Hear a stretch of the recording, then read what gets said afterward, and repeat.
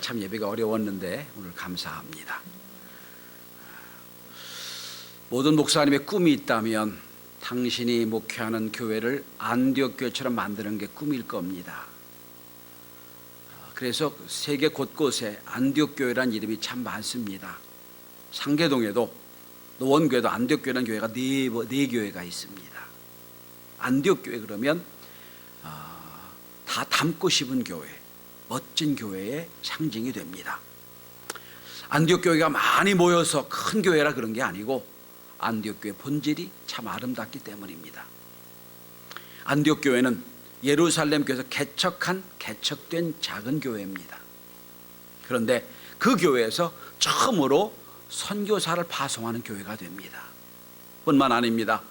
예루살렘 본교회가 어려워졌을 때 작은 교회였던 안디옥 교회가 예루살렘 교회에 부조를 보내서 돕기도 했던 교회, 풍성한 교회이기도 합니다. 뿐만 아닙니다. 안디옥 교회에서 처음으로 그리스도인이라는 칭호를 받는, 예수 믿는 사람의 정체성이 확인된 교회이기 때문에 안디옥 교회가 참 멋진 교회가 됩니다. 그래서 저는 이 안디옥 교회를 이렇게 제목을 정했습니다. 교회를 교회되게 하는 교회. 여러분, 십자가 붙었다고 다 교회가 아니고요, 많이 모인다고 교회가 아니고요. 전 이번에 신천지 사건을 이렇게 보면서 안 믿는 사람들은요, 신천지도 교회인 줄 알아요. 성도라고 하고 교인이라고 그럽니다.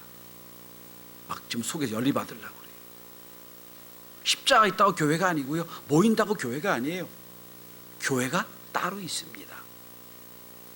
저는 한국에 약 5만 3천 개 교회가 있습니다. 현재 전 그 교회 중에 우리 교회가 저 교회는 참 살아있는 교회구나, 교회를 교회되게 하는 교회구나, 이런 칭호를 받는 멋진 교회를 만들 수 있기를 바랍니다.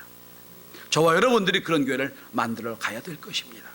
그렇다면 우리의 본이 되는 안디옥 교회가 어떤 교회였기 때문에 교회를 교회되게 해서 교회가 됐느냐, 전 이 말씀의 은혜를 몇 가지로 나눠보려고 합니다. 첫째는 이 안디옥 교회는 위기를 선교의 기회로 바꾸는 교회였습니다. 위기를 선교의 기회로 바꾼 교회. 자, 안디옥 교회 처음 시작이 무슨 그들이 모여가지고 기도를 뜨겁게 기도해서 교회 비전을 세우고 교회의 목표를 세우고 이런 교회를 만들자 해서 만든 교회가 아니에요. 그런 게 하나도 없었어요. 예루살렘 교회에 스데반 집사가 돌에 맞아 순교하는 핍박이 옵니다. 헬라파 유대인들이 다 어려움을, 핍박을 당합니다. 그래서 어쩔 수 없이 살기 위하여 몸만 겨우 빠져나가서 어디까지 하면 안디옥까지 온 거예요. 그래서 그들이 모여서 어쩔 수 없이 모임을 만들고 예배한 것이 안디옥 교회예요. 그러니까 처음에 시작은 아주 미약했고요, 비전도 없고 꿈도 없고 계획도 없던 교회, 그런 교회예요. 살기 위해 흩어진 성도들이 모인 교회가 안디옥 교회예요. 흩어진 자라고 성경에 나와 있지요. 여러분, 깊이 한번 고민해 보시기 바랍니다. 예루살렘 교회가 얼마나 은혜가 충만한 교회였어요. 베드로가 설교할 때 어느 날은 하루에 3,000명이 회개했어요. 거기에 막 병자도 나왔고요, 모이기에 힘썼고요, 뜨거운 역사가 있었어요. 천국을 체험했던 교회가 예루살렘 교회예요. 날마다 모이기를 기뻐했어요. 너무 은혜가 충만했어요. 이들은 생각할 겁니다. 아이고 하나님, 우리가 예배 예루살렘 교회가 참 행복하고 좋았는데, 거기서 신앙생활 너무 좋았는데 왜 우리를 핍박을 저렇게 쫓겨나게 하십니까? 쫓겨난 거예요 지금. 아니 하나님, 우리가 너무 지금 행복하게 신앙생활하는데 왜 우리를 이렇게 어렵게 만드십니까? 왜 환난과 핍박을 주십니까? 우리가 살기 위해 여기까지 왔습니다. 그리고 모인 그들이 모여서 곰곰이 고민하고 생각해 봅니다. 그래서 깨달은 게 하나 있어요. 아하, 하나님이 우리를 흩어놓은 이유가 있구나. 만약에 우리가 예루살렘 교회가 너무 좋아서 행복해가지고 해피해가지고 날마다 거기 모이기 힘쓰고 기뻐하고 찬양하고 예루살렘 교회는 부흥했겠죠. 그러나 하나님의 가장 위대한 사명을 잃어버렸을 겁니다. 사도행전 1장을 보시면, 1장 8절에 보시면 예수님이 승천하시기 전 제자들을 모아놓고 마지막 명령을 하세요. 무슨 명령을 하십니까? 너희가 성령을 받게 되고 권능을 받게 되면 예루살렘과 유다와 사마리아와 땅끝까지 이르러 내 제자가 되리라 했단 말이에요. 이걸 잊어버린 거예요. 너무 행복해서. 자기들이 너무 좋은 거예요. 예루살렘 교회가 너무 좋아 행복해가지고 이 마지막 상황을 잊어버린 거예요. 그냥 놔도 안 되겠어요. 하나님께서 폭탄을 예루살렘 교회에 터뜨린 거예요. 환란이라는 폭탄을 터뜨린 거예요. 이들이 살기 위해 도망 다닌 겁니다. 그래서 안디옥에 간 거예요. 거기서 깨달은 거예요. 아, 하나님이 여기를 우리 흩으신 이유가 있구나. 그리고 거기서부터 선교사를 파송한 교회가 되는 거예요. 그러니까 이스라엘 이 예루살렘 교회 안디옥까지 쫓겨온 사람들의 생각은 뭡니까? 핍박의 위기를 만난 거잖아요. 환난을 만난 거잖아요. 그런데 그들은 거기서 깨달은 게 있습니다. 하나님의 뜻이 여기 있구나. 하나님의 사명이 여기 있구나. 그리고 선교를 시작한 겁니다. 오늘 본문을 보시면 두 번 이렇게 나옵니다. 자, 주의 말씀을 전하니 19절에 20절에도 주 예수를 전파하니 비로소 깨닫고 사명을 감당하기 시작한 거예요. 빅터 프랭클이라고 하는 유명한 심리학자가 있습니다. 소위 의미요법, 의미심리요법을 만드는 그런 상담학자입니다. 아우슈비츠 수용소에서 살아남은, 그리고 거기서 깨닫고 의미요법을 만든 사람이에요. 그의 책 죽음의 수용소에서 나온 이야기입니다. 유럽 각지에서 아우슈비츠 수용소로 이스라엘 백성들, 유대인들이 다 포로로 끌려옵니다. 자, 아우슈비츠 수용소 딱 앞에 서면 남자 여자가 두 줄로 쫙 서서 나치 친위대 장교 앞을 지나가게 됩니다. 장교는 무표명하듯이 오른손 왼손 오른쪽 왼쪽 손만 해요. 어떤 사람은 오른쪽으로 가고 왼쪽으로 가야 됩니다. 명령대로 가야 되니까. 여자고 남자고. 빅터 프랭클은 오른쪽으로 갔습니다. 오른쪽으로 가라고 했으니까. 그런데 왼쪽으로 가는 사람들 가만히 보니까 몇 분 안에 보니까 왼쪽으로 가는 사람은 다 죽음의 수용소, 나치 가스 수용소로 가는 거예요. 사형틀로 가는 거예요. 상상을 초월하는 참혹한 일이 벌어지는 아우슈비츠 수용소. 프랭클은 거기서 인물 두 종류의 인간을 봅니다. 한 종류의 인간은 처음부터 인간을 포기했어요. 삶을 포기하고 삶을 놓아버린 사람들이 있었고, 어떤 사람들은 극한 상황에서도 삶의 이유를 붙잡고 사는 사람이 있었다는 거예요. 똑같은 어려운 극한 상황인데 이 프랭클이 생각합니다. 이 극한의 상황에서 어떤 사람은 왜 희망을 보고 어떤 사람은 절망을 보느냐? 이유가 뭐냐? 이 차이가 어디서 오느냐? 이걸 연구하기 시작합니다. 그리고 아우슈비츠 수용소에는 여러분, 저도 두 번이나 갔었는데 가보면 수용소 공간엔 화장실이 없어요. 수치와 모욕을 당한 공간이에요. 사람들은 닦을 필요도 없어요. 닦을 물도 안 주고 두 번 물을 주는데 그 먹기도 모자란 물 준다는 거예요. 생각해 보세요, 여러분. 같은 공간에서 화장실을 써야 돼요. 먹어야 되고 완전 돼지우리예요. 그래서 유태인 나치들이 사람을 죽일 때 별로 두려움이 없었다는 거예요. 저 사람이 아니고 짐승을 생각하고 죽였다는 거예요. 거기서 이 빅터 프랭클은 그 작은 물을 아껴서 유리 조각을 가지고 수염을 면도를 계속 깎았다는 거예요. 그러다 보니 와서 저 사람을 죽이려고 끌고 가려고 해도 얼굴이 반짝반짝하는 거예요. 도저히 못 끌고 갈 만큼 만들었다는, 거기서 살아남은 게 빅터 프랭클이에요. 우리가 그들을 상상할 수 없을 겁니다. 너무 직한 상황이니까. 그 책에 보면 이런 말이 나옵니다. 자극과 반응 사이에 공간이 있다. 그 공간 속에는 우리가 선택할 힘이 있다. 이렇게 말합니다. 여러분, 이 공간, 자극과 반응 사이의 공간, 누구나 다 있어요. 그런데 어떤 사람의 공간은 크고 어떤 사람의 공간은 작아요.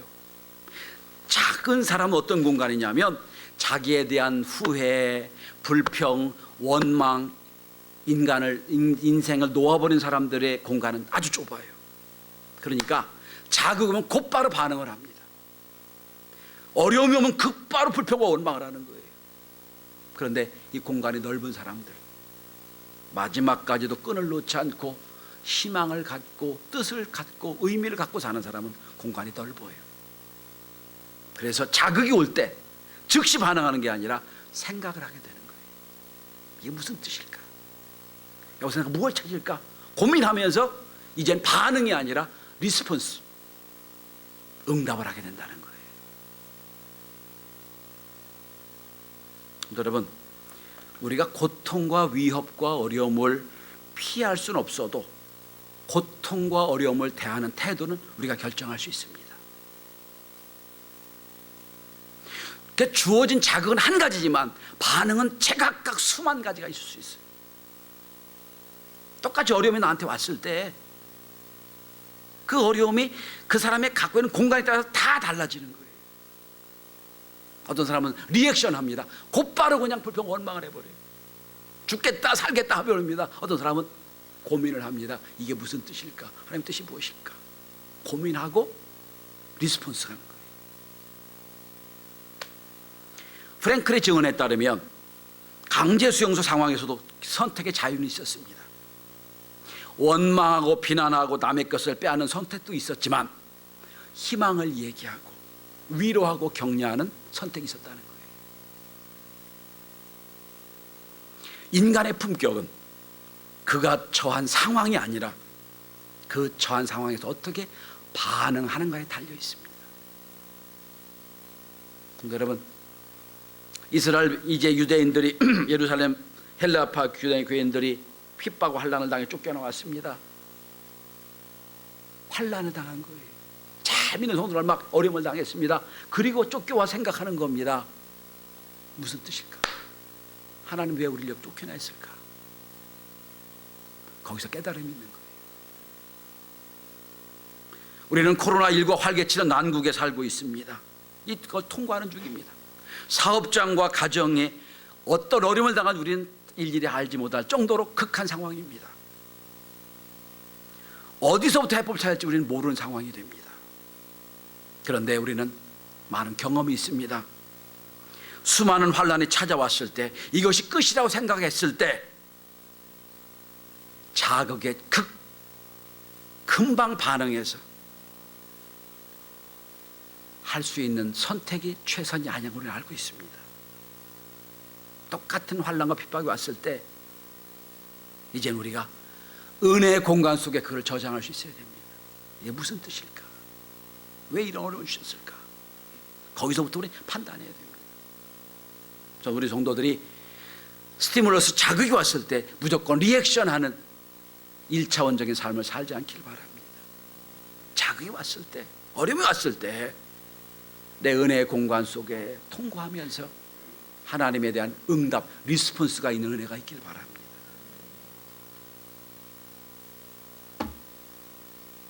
여러분, 예루살렘 교회 성도들은 자극에 반응을 한 거예요. 그냥 반응한 게 아니라 하나님의 뜻을 깨달은 거예요. 아, 하나님이 우리를 선교하러 부르셨는데 잊어버려 있고 있었구나. 저는 이 코로나19 사건 때문에 국가와 지방단체에서 예배를 폐하십시오, 예배를 하지 마십시오, 모이지 마십시오 하는 이런 어려움을 보면서 깨달은 게 하나 있어요. 아, 우리가 일상에 드린 주일 예배가 얼마나 귀중한 거냐. 그 예배의 의미를 깨달았어요. 모이라는 게 얼마나 큰 귀한 일이냐. 그리고 성도의 끼리끼리 식사하고 밥 먹는 게 얼마나 큰 은혜냐. 여러분, 어려움 속에서 우리 깨달은 게 하나 있습니다. 상황 속에 깨달은 게 뭡니까? 일상의 은혜의 소중함을 깨달을 수 있어야 돼요. 모여서 함께 교제하는 것, 예배할 수 있는 것, 속해 모여서 함께 교제하는 게 얼마나 큰 은혜인지 깨달음이 있어야 돼요, 여러분. 그 다음에 인생의 어려움이 오고 환난과 핍박이 왔을 때 무조건 리액션하지 말고 기도함을 통해 깨달아야 됩니다. 주신 은혜가 따로 있어요, 여러분. 그러니까 여러분, 어려움이 올 때마다 그때마다 하나님이 주시는 은혜의 깨달음이 있는 우리 성도들이 될 수 있길 바랍니다. 그래서 우리 성도, 오늘 헬라파 유대인들, 오늘 안디옥교 성도들은 거기서 깊이 깨달은 게 있어요. 그리고 주의 사명을 감당하기 시작한 겁니다. 두 번째입니다. 오늘 안디옥 교회가 교회된 두 번째 이유는 약점, 취약성을 은혜로 만들었습니다. 취약성, 이걸 은혜로 만들었다는 거예요. 최근 리더십 학자들이 새로운 면을 발견하기 시작합니다. 과거에는 어려움이 오고 환란이 오고 역경이 왔던 기업이나 조직을 회복시키고 발전시키고 잘 되게 하는 리더들이 카리스마틱 리더, 아니면 아주 냉혈한 리더, 이런 사람이 될 줄 알았어요. 그런데 분위기가 확 달라지고 있습니다. 최근에 세상을 떠난 잭 웰치라는 사람이 있죠. CEO, 제너럴 일렉트릭 회사 CEO였던, 그가 GE 회사의 CEO였을 때 그 회사의 주가를 300배로 올려놓은 사람이에요. CEO에서는 가장 명장이라고 평가받는 사람입니다. 근데 제목이, 그 사람의 별명이 뭔지 아세요? 나이프 잭이에요. 칼잡이 잭. 이게 그의 칭호입니다. 그러니까 무수한 사람 다 잘라버렸어요. 근데 그때 성장했거든요. 이분이 이제 죽고 난 뒤에 영국 파이낸스 타임즈에서 이런 평가를 내렸습니다. 잭 웰치의 엇갈리는 유산은 시대가 바뀌어졌음을 보여주고 있다. 스트롱맨으로 불렸던 잭 웰치 회장의 강한 리더십은 지금의 관점에서는 극복해야 할 과제가 됐다라고 평가하고 있습니다. 제프 폴저라고 하는 하버드대 경영대학 교수는 최근에 이런 논문을 발표합니다. 리더가 취약성을 인정할 때 그 조직은 단단해지고 그 조직은 협력이 강화되고 있다. 여러분, 예전에는 완벽한 리더, 능력 있는 리더, 이들이 조직을 운영하는 것이 최고로 알았어요. 이제 달라졌다는 거예요. 그게 아니라 나의 부족함을 보여주고 연약함을 얘기해주고, 내가 부족하니 내가 채웠으면 좋겠다, 내가 이런 어려움이 있으니까 당신이 나를 도와주면 좋겠다라고 했던 이 사람들이 성공한다는 거예요. 취약성의 힘, 이렇게 발표가 됩니다. 약점의 힘 발표됩니다. 여러분도 그렇잖아요. 누구를 만났는데 완벽해, 부족함이 없어, 그럼 접근이 어렵잖아요. 근데 조금 부족해, 모자라 보이고, 그럼 접근이 쉽잖아요. 그런 거예요. 요즘 젊은 분들에게 인기 있는 단어 중에 하나가 있어빌리티입니다. 들어보셨나요? 있어빌리티. 있어 보이게 하는 능력쯤으로 해석될 수 있는 단어입니다. 있어 보이는 능력, 여기다가 에빌리티, 이 번역에서 합성어입니다. 그래서 있어 보인다는 단어에다 에빌리티를 결합한 용어인데, 셀프 브랜딩, 셀프 마케팅을 위한 용어입니다. 남들이 보기 있어 보인다는 거예요. 있어 보이는. 잡동사니가 많은 인생이었는데 그 싹 제거해버리고 포토샵으로 보여주기만 위한 걸 딱 만들어가지고 SNS에 올리는 그런 종류의 사람들, 있어빌리티입니다. 있어빌리티의 반대가 뭡니까? 취약성이에요. 약점 보여주는 것. 여러분, 안디옥 교회가 부흥하는 소식을 듣습니다. 그래서 예루살렘 교회에서 바나바를 파송합니다. 바나바가 누굽니까, 여러분? 사도가 아니에요. 집사 중에 하나입니다. 여러분, 바나바가 누구예요? 은혜 받은 다음에 자기 소유를 팔아서 사도들에게 앞에 놓아서 사도들을 하여금 쓰게 만들었던 사람, 은혜의 사람이에요. 그러니까 원래 이름이 요셉이었는데 이름을 바꿔줬죠. 바나바, 위로의 사람 바꿔준 거예요. 그 바나바를 보냅니다. 자, 이런 뜻이겠죠. 예루살렘 교회 사도 생각하기는, 야, 지금 안디옥 교회가 어려움을 당하고 있으니까 근데 너 가서 많이 위로해 줘라 온 거예요. 와 보니 바나바가 보니 은혜가 충만했어요. 너무너무 좋았어요. 그래서 무슨 얘기합니까? 오늘 본문에 보시면 주께 붙어 있으라 권했어요. 그리고 목회를 합니다. 담임 목사가 된 거예요. 안디옥 교회에 와서. 어떤 문제가 없어요. 안디옥 교회도 참 은혜가 많은 교회였어요. 그런데 본인은 생각합니다. 나는 위로는 잘해, 격려는 잘하는데 성도들을 믿음으로 말씀을 이끌 만한 능력은 부족해. 나는 성도들을 잘 이게 잘 토닥거리면서 잘 이끌 수 있는데 그들을 믿음으로 바로 세우는 건 부족해. 스스로 깨닫는 거예요. 안디옥 교회 누구도 바나바 당신 좀 부족하니까 누구 좀 보내주십시오 한 적이 없어요.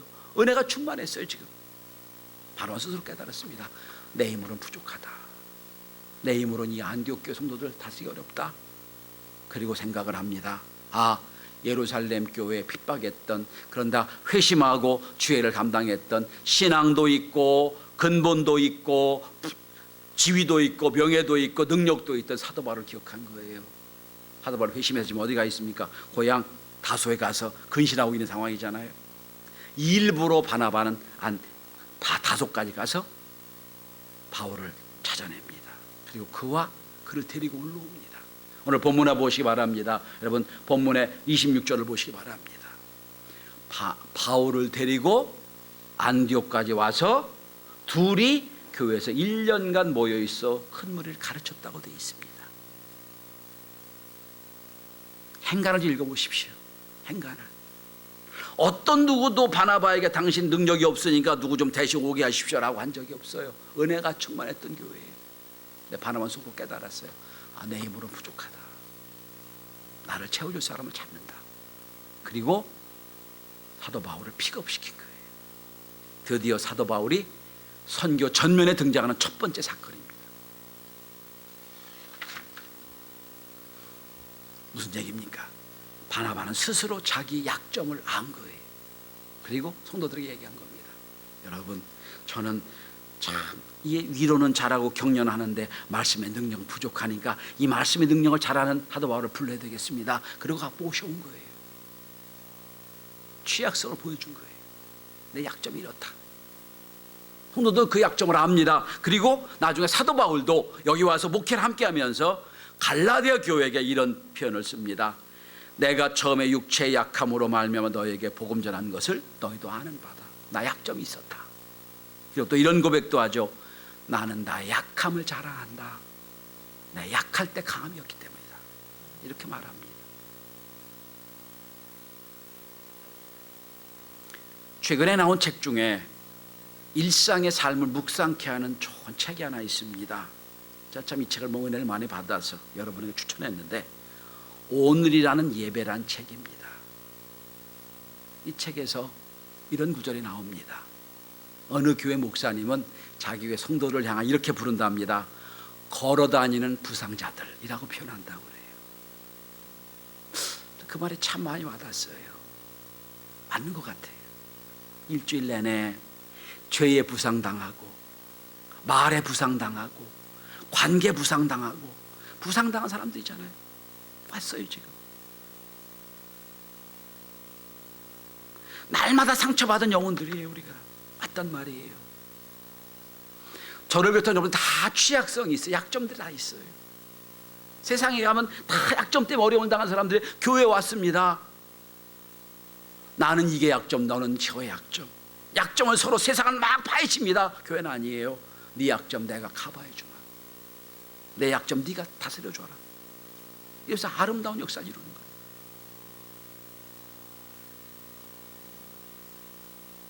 그 책 중에 또 이런 구절도 있습니다. 우리는 사랑스럽고 좋아할 만한 사람들에게 끌립니다. 그러나 예수님께 함께했던 시간을 보냈던 많은 사람들은 어딘가 좀 이상하고 부족하고 약점이 있고 소외된 사람들이었습니다. 왜냐? 그때 승리하는 삶을 살던 사람들에게는 예수가 필요 없었기 때문입니다. 하나님의 사람들은 실패하고 부정하고 깨어진 사람들입니다. 그러나 하나님은 그들을 통하여 멋진 걸 이루어 놓으십니다. 저는 서로의 취약점, 약점을 공격의 대상으로 삼지 말고 서로 드러내고 쌓아 안아주고 위로하고 채워주고 안디옥 교회처럼 멋진 교회의 모습을 만들어내는 교회가 될 수 있기를 바랍니다. 선교학자 레슬리 뉴비긴은 이런 말을 했습니다. 우리가 함께 온전함을 이루기까지 우리 중 누구도 온전함을 이룰 수 없다. 맞습니다. 우리가 받은 구원은 함께 받은 구원이기 때문입니다. 여러분, 바나바가 열심히 했습니다. 그러나 늘 부족을 경험해요. 그 부족을 사도 바울을 통해서 채워지는 거예요. 1년간 가르쳤다는 거예요. 여러분, 그 다음에 일어난 일입니다. 여러분, 다시 한번 본문 26절을 보시기 바랍니다. 제자들이 안디옥에서 비로소 그리스도인이라 일컬음을 받게 되었다는 거예요. 마지막 세 번째는 정체성을 인정받는 교회가 됩니다. 안디옥 교회에서. 여러분, 안디옥 교회에서 가장 중요한 점이 이것 중에 하나입니다. 뭡니까? 거기서 크리스찬우스, 즉 그리스도인이라는 이름을 받게 됐다는 거예요. 이게 무슨 뜻입니까? 원래는 하나님께 속한 사람이란 뜻이에요. 그리스도께 속한 사람, 그리스도께 미친 사람이란 뜻이에요. 처음에는 모욕하는 단어였어요. 욕하는 단어였습니다. 로마 시대를 통과하면서 크리스찬우스, 이 단어는 명예 단어가 됩니다. 주님께 속한 사람들. 여러분, 쫓겨나왔습니다. 이유도 모르게 쫓겨나와 흩어졌습니다. 환난을 당했어요. 거기서 하나님의 뜻을 깨닫습니다. 하나님이 이런 뜻을 위해 주셨구나. 그리고 주애를 감당합니다. 하다 보니까 부족함이 생겼어요. 어려움이 생겼어요. 논쟁하지 말고 싸우지 말고 부족함을 채울 사람을 초청해서 함께 목회하고, 그러면서 사람들이 봅니다. 저 교회는 살아있는 교회구나. 진짜 예수께 속한 교회구나. 저는 오늘 말씀의 제목을 교회를 교회되게 하는 교회라고 말씀을 정했습니다. 이 시대에 교회 같지만 교회 같지 않은 교회 얼마나 많은지 몰라요. 멋지게 보이는 교회인데 들어가면 날마다 싸우는 교회가 얼마나 많은지 몰라요. 누구파 분열된 교회 얼마나 많은지 몰라요. 그런데 안디옥 교회 밖에서 볼 때는 저 교회는 예수께 속한 사람들이 모이는 교회구나.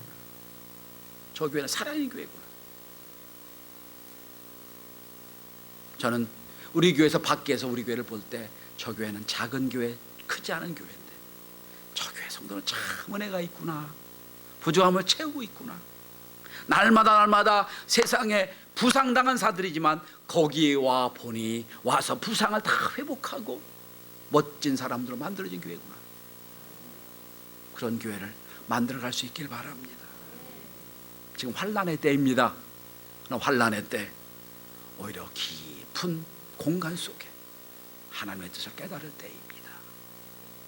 무조건 리액션하지 말고 오늘 여기서 나를 부르신 주의 뜻이 무엇인지 리스폰스, 응답하며 주의 뜻을 이루는 저와 여러분이 되시기를 주의 이름으로 축원합니다. 기도합니다.